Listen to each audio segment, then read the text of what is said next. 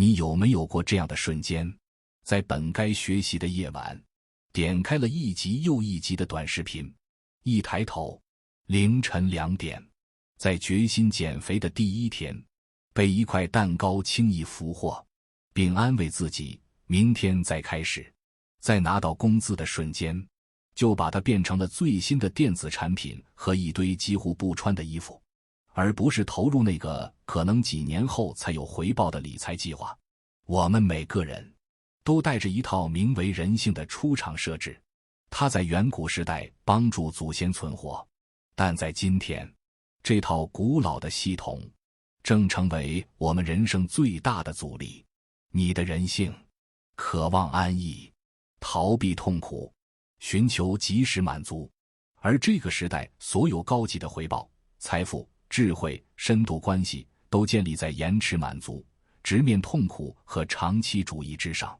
冲突就在这里，你想翻身，就要拥有少数人才能拥有的东西，但你遵循的却是多数人都在遵循的，让你感觉舒服的底层代码。这可能吗？所以，翻身的本质不是学个新技能，不是抓住什么风口，而是一场向内的革命，一场与自己天性的战争。今天，我们将彻底解构这套人性系统，并通过3个真实的人物故事，为你揭示那些真正实现阶层跨越的人，他们打死都不愿告诉你的底层逻辑，如何通过反人性完成你人生的逆风翻盘。时间2023年10月，一个周二的下午，地点深圳南山区，一间月租2万的高级公寓。人物李明，35岁，某大厂资深程序员，年薪60万。下午3点，本该是代码最繁忙的时刻，李明却接到了 HR 的电话 N+1， 明天不用来了。他没有震惊，只有一种终于来了的麻木。回到空无一人的公寓，看着满屋子的战利品，最新款的 MacBook Pro， 尽管公司配了电脑，限量版球鞋墙总价值超过10万，以及那个他刚分期买下的85寸 OLED 电视，李明第一次感到了刺骨的寒意。李明是朋友眼中人生赢家的典范，技术过硬，收入顶尖，但他有一个致命的人性弱点，无法延迟满足。他的大脑被及时行乐的多巴胺奖赏机制牢牢绑架，压力大，打游戏，充值上万，买虚拟皮肤，获得瞬间的掌控感。无聊了，刷短视频，看直播打赏，享受一掷千金的虚假崇拜。发工资了，立刻换最新的电子产品，买名牌衣服，用消费填补内心的空虚。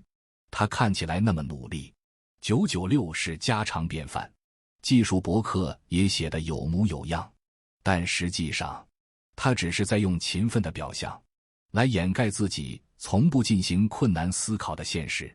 可量化的结果数据：年收入税后约45万，年支出房租24万，消费贷加信用卡分期12万，电子产品、奢侈品、娱乐及打赏约8万，生活基本开销6万，年结余-5万。是的，你没看错，一个年薪60万的精英，工作10年，不仅没有任何积蓄，反而负债20多万。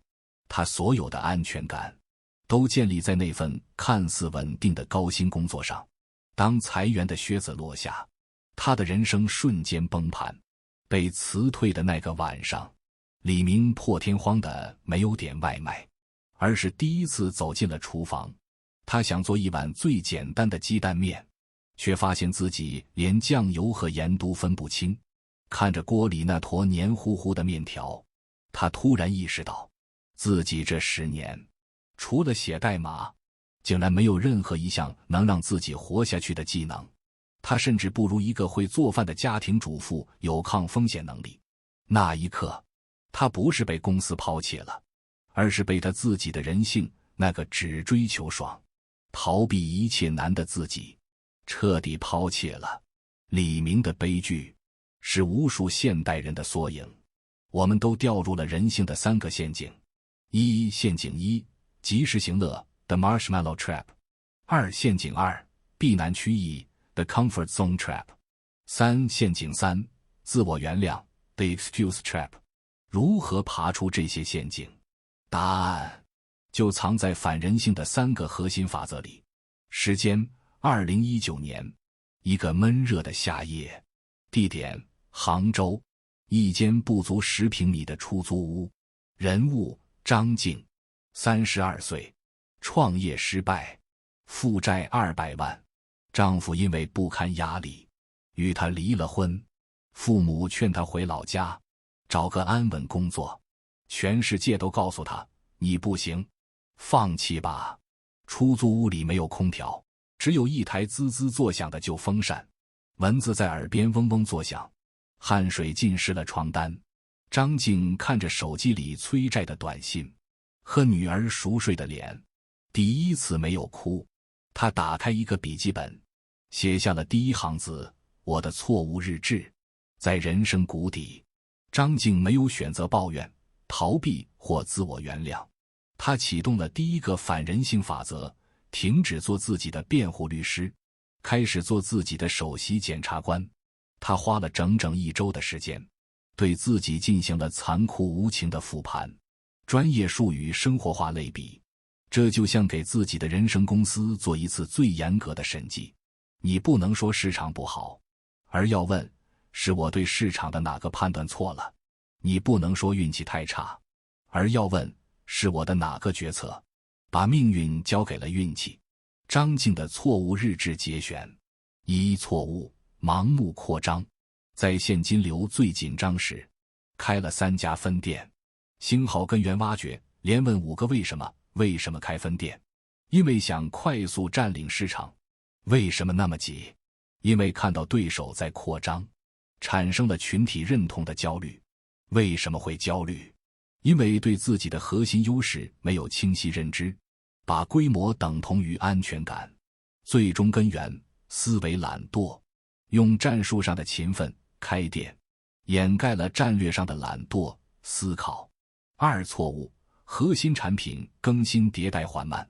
星号根源挖掘，为什么迭代慢？因为沉迷于过去的成功经验，觉得老产品卖得还不错。为什么会沉迷？因为开发新产品是困难的，而维持现状是容易的。最终根源，避难趋异，在舒适区里打转，直到被市场淘汰。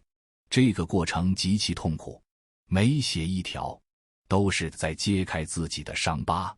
但正是这次无情复盘，让他找到了失败的真正病灶。第2个反人性法则，主动挑战必要难度。他没有选择去打工快速还债，因为那只是回到了避难趋异的老路。他选择了一条最难的路，知识付费。他负债累累，没有团队，没有资源，他唯一的产品就是他从失败中总结出的价值200万的血泪教训。练习边缘能力，他以前只会管店，不会写作。他就从每天写500字的复盘日记开始，逼自己把思考变成文字，把挑战游戏化。他把写出第1篇10万加爆款文章设为通关目标，每写1篇就去找行业高手请教，像做产品一样不断迭代自己的文章，建立反馈循环。他把文章发到各个平台，坦然接受所有批评。差评就是他改进产品的用户反馈。第3个反人性法则，用仪式感对抗及时行乐。每天早上5点，当城市还在沉睡，张静的反人性仪式就开始了。1、整理桌面，把所有干扰物清空。2、泡一杯咖啡，用香气唤醒大脑。3、播放同一首纯音乐，创造一个深度工作的心理场。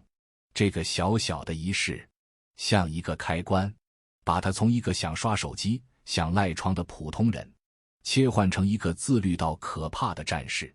可量化的结果数据， 2020年写出第一篇10万家报文，当月知识付费产品销售额30万。2021年还清所有债务，组建5人小团队，年营收超过500万。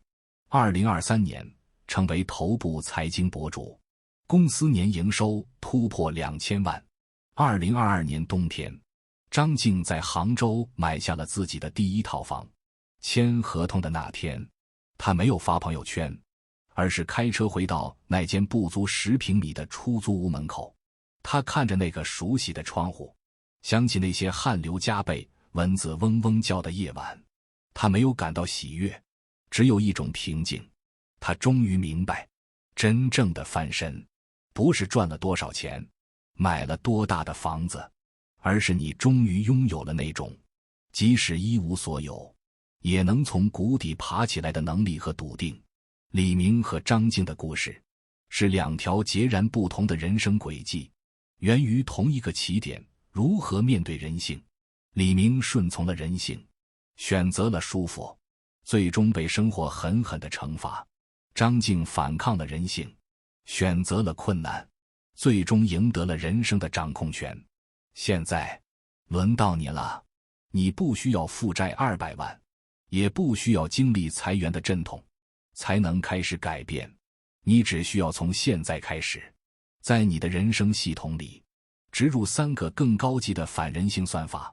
下面这个案例没有破产和逆袭的戏剧性，却可能与你的距离最近。真实场景还原，时间2020年，疫情期间，地点一所普通2本大学的宿舍，人物小伟，大3学生，市场营销专业。当所有同学都在宿舍打游戏、刷剧，焦虑于未来的工作时，小伟在做什么？他在主动选择高质量的孤独。戏剧性冲突转折，小伟启动了第4个反人性法则，挣脱群体引力，享受高质量的孤独。他意识到，当所有人都朝着一个方向，考研、考公、进大厂狂奔时，那个方向一定是一片红海。真正的机会永远在人声鼎沸之外。他给自己设置了严格的独处结界，每天下午2至5点，雷打不动的断网阅读时间。他没有去追逐热门的经管书籍，而是选择了第一性原理思考，开始看查理·芒格的《穷查理宝典》和瑞·达利欧的原则。每周2次逆向思考练习。当一个热点，比如社区团购出现时，他会强迫自己写一篇文章，论述为什么社区团购是个伪风口。这种练习不是为了哗众取宠，而是为了训练自己看到别人看不到的风险和机会。第5个反人性法则，在刺激和回应之间建立理性防火墙。2021年，比特币冲上6万美元，宿舍的同学都在讨论如何梭哈。小伟也心动了，但他启动了理性防火墙。1、情绪觉察，他意识到自己产生了贪婪和害怕错过 FOMO 的情绪。2、暂停一下，他没有立刻打开交易软件，而是去操场跑了5公里，让身体的疲惫来平息大脑的狂热。3、理性分析，跑步回来，他写下巴菲特的名言，在别人贪婪时我恐惧。他问自己，我现在入场是基于价值判断，还是纯粹的情绪驱动？答案不言而喻，他因此躲过了后来比特币的雪崩。第6个反人性法则，像锻炼肌肉一样，刻意锻炼深度思考能力。小伟把这个法则应用到了他的求职上。当所有同学都在海投简历时，他只选择了一家成立不到3年的消费品创业公司。面试时，他没有谈自己能做什么，而是提交了一份长达30页的关于某某品牌向3线城市下沉市场的可行性分析报告。这份报告就是他用第一性原理和逆向思考长期训练的结果。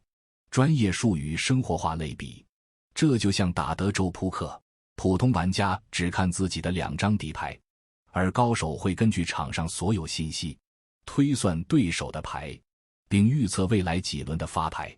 小伟的深度思考，让他拥有了看穿底牌的能力。可量化的结果数据：2021年毕业，以创始人助理的身份加入公司，起薪8000元。2022年，因其出色的市场洞察力，被破格提拔为市场总监，并获得公司2%的期权。当年，他主导的下沉市场战役，为公司带来了超过5000万的新增营收。2024年，公司被某巨头收购，小伟凭借期权，身价超过300万。同时，他作为该案例的操盘手，被业界熟知，多家公司向他开出了100万年薪的 offer。真正的改变要从自己内心开始。这6大法则，不是让你讨厌自己的本性，你应该也感觉到了，是让你理解它，然后超越它。就像优秀的骑手，不会杀死野马，而是了解马的脾气，用高超技巧和强大意志驾驭它，让马的力量为自己所用。我们生而为人，有一套像古老操作系统一样的人性，但我们也有自由意志这个更高级的权限。你可以选择让这套旧系统自动运行，走向平庸和后悔，也可以用自由意志，勇敢地重新规划自己的人生。心理学家斯科特·派克在《少有人走的路》开篇说的话很有道理，我把它送给你，也送给我自己。人生苦难重重，这是个伟大的真理，一旦想明白，就能实现人生的超越。同样的，翻身本来就不容易，是违背人性的。当你真正理解并接受这一点时，恭喜你，翻身已经开始了。